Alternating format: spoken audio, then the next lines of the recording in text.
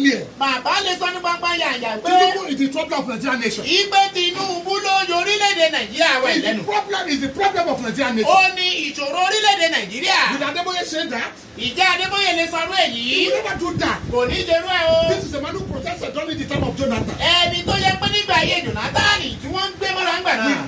Tunde Bakare said all these things. Ìjẹ́ Túndé Bákàrẹ̀ lè sọrú èyí bí. And Tunde Bakare protested during the time of Jonathan. Bákan náà ni Túndé Bákàrẹ̀ náà ṣe bákan náà nígbà ayé Jonathan. They are disgrace to the gospel of God. Wọ́n jẹ́ ìtìjú sí ìyìnrere Kristi If there Jésù. is any time Nigerian pastor to protest, Ní àbáyé àkókò kan tó yẹ kí olùṣọ́ àgùntàn orílẹ̀-èdè if Nàìjíríà there máa is jáde. any time in the issue of our nation that Adeboye should protest, Tunde Bakare should protest, the time is now. Tí a bá rí àkókò tó yẹ wípé ti Túndé Bákàrẹ̀ kí wọ́n bọ́ síta gbangba yàyà pẹ̀lú Adébóyè pẹ̀lú inú àkókò yẹn sí. Because of 2021, Inú àsọtẹ́lẹ̀ bàbá ní 2021. I declare publicly, Bàbá ń sọ ní gbangba and it yàyà. was published by National Daily, Bákan náà ni àtẹ̀jáde láti National Daily it's not in the newspaper. mindset of God for Tinubu to rule Nigeria. Ìpè kò sí nínú èròǹgbà Ọlọ́run fún Tinubu láti darí orílẹ̀-èdè Nàìjíríà. But if he possibly rig the election, Bí ó bá ṣe wá jẹ́ pé ó ṣe màgòmágó láti gba ipò there náà. will be chaos all over Nigeria.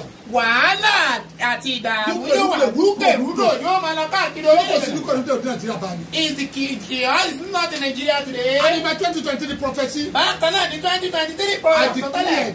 Bàbá sọtẹ́lẹ̀ gbangba that yàyà. Tinubu will use everything humanly possible. Ìpè Tinubu yóò lo gbogbo tó bá ní agbára. Alore TV. Alore TV. Nílé ní lókòrè. Ẹ máa wò ó. Níbi ayé ìwà mímọ́ tó Talking yẹ about kóró. constituted life. Mò ń sọ nípa ìgbé ayé ìwà mímọ́ lóòrèkóòrè. It's not mingle with the people of the world. Kò gbọ́dọ̀ farapọ̀ máa yé jíjẹ. Nítorí pé First John chapter 2:15 sọ pé má ṣe fẹ́ràn ayé àtòun tó wà nínú rẹ̀. Ìwé Jòhánù kìíní orí kejì ẹsẹ̀ ká-ìlógún ní pé ṣé shall not love the world and everything within the Ẹ world. wo orílẹ̀-èdè wa bó ṣe nílé ìlú. Look at our nation today. Ṣé àwọn pásọ̀ lè sọ̀rọ̀ mọ́ ni? Do the pastors say Àwọn anything báwo yẹn today? ṣe ń ṣépè fún Tinubu àtàwọn pásọ̀ tó sọ̀pọ̀tà See the way they are cursing Tinubu Because and they the believe man Nigerian of pastors they were so corrupt. nítorí pé wọ́n gbà wípé àwọn ajíhìnrere pásítọ̀ orílẹ̀-èdè Nàìjíríà wọ́n ti But bàjẹ́. Kenya believed and appreciated Nigerian pastors they were so corrupt. Àwọn ọmọ Nàìjíríà tó jẹ́ pé ìdájà bí ọ̀pọ̀ wọn ni wọ́n gbàgbọ́ wípé ọ̀pọ̀lọpọ̀ olùṣọ́ àti orílẹ̀ Nàìjíríà Ṣé bó ṣe kó máa lọ lélẹ̀ yìí? Is it how it's supposed to be Ẹ wo going? orílẹ̀-èdè wa bó ṣe bàjẹ́ Look lónìí. our nation is fine Ìlú tí today. àwọn pásọ̀ wòlíì gbogbo wọn wà níbẹ̀. Whereby the pastor, the prophet, the fire we are Today in. our people are suffering. Lónìí àwọn ènìyàn wa ìyà ń jẹ Èmi wọ́n. sọ fún yín ẹ̀yin ọmọ Ọlọ́run.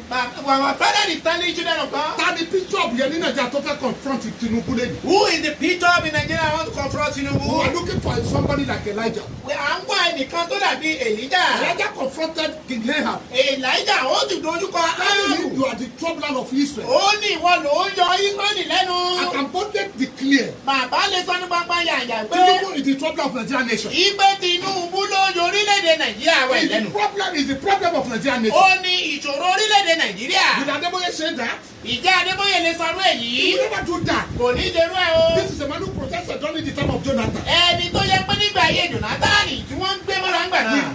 Tunde Bakare said all these things. Ìjẹ́ Túndé Bákàrẹ̀ lè sọrú èyí bí. And Tunde Bakare protested during the time of Jonathan. Bákan náà ni Túndé Bákàrẹ̀ náà ṣe bákan náà nígbà ayé Jonathan. They are disgrace to the gospel of God. Wọ́n jẹ́ ìtìjú sí ìyìnrere Kristi If there Jésù. is any time Nigerian pastor to protest, Ní àbáyé àkókò kan tó yẹ kí olùṣọ́ àgùntàn orílẹ̀-èdè if Nàìjíríà there máa is jáde. any time in the issue of our nation that Adeboye should protest, Tunde Bakare should protest, the time is now. Tí a bá rí àkókò tó yẹ wípé ti Túndé Bákàrẹ̀ kí wọ́n bọ́ síta gbangba yàyà pẹ̀lú Adébóyè pẹ̀lú inú àkókò yẹn sí. Because our people are suffering. Nítorí pé àwọn ènìyàn wa ìyà ń jẹ wọ́n The sunkún. Nigerian politicians under 21 years, they have made the treasury, they have looted the treasury, they have bastardized everything. Àwọn olóṣèlú Nàìjíríà ní abúláṣẹ ọdún ọ̀kànlélógún wọ́n ti bà gbogbo ọ̀rọ̀ jẹ́, wọ́n ti sọ gbogbo ẹ̀dí mọ́nùmọ́dú, wọ́n ti ṣe gbogbo ẹ̀dí And our people gàdàgàdà. are now crying. Àwọn ènìyàn sì ń sunkún. And instead of our pastor to come out of body and declare to Buhari, I mean to Tinubu, say you are the troubler, you are the problem of our nation. Ìtó yẹ kí àwọn olùṣọ́ àgùntàn gbogbo tó wà lórílẹ̀ nǹkan jáde wípé Tinubu ìwọ ló ń yọ orílẹ̀-èdè Nàìjíríà. Àwọn tí wàá kọ́ ni Tinubu fi rọ́rọ́ kásọ̀ fún àwọn bishop tó ń support ẹ̀. Is it not in our own fair we say the Tinubu that gave them the council? Let me declare to you, my Ẹ̀jẹ̀ dear sọ brothers, òkodo ọ̀rọ̀ fún yín arákùnrin àtàrábìnrin. any pastor, Olùṣọ́ àgùntàn called by God, Ìtí wọ́n jẹ́ àti ọwọ́ Ọlọ́run. he is an ambassador of God ọ̀nà.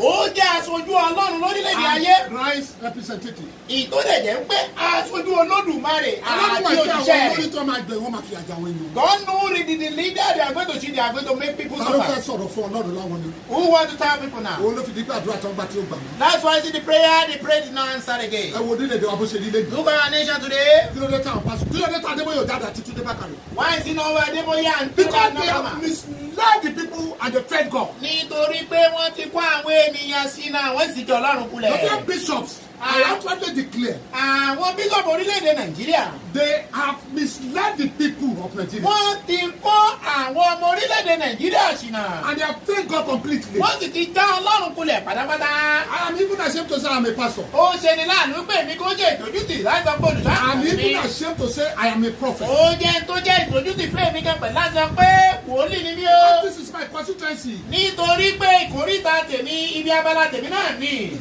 I'm part of them. Ara wọn náà lèmi náà pẹ̀lú. But we keep on talking. Ṣùgbọ́n síbẹ̀ náà àṣà ń sọ à ń sọ à sì máa In sọ. my prophecy,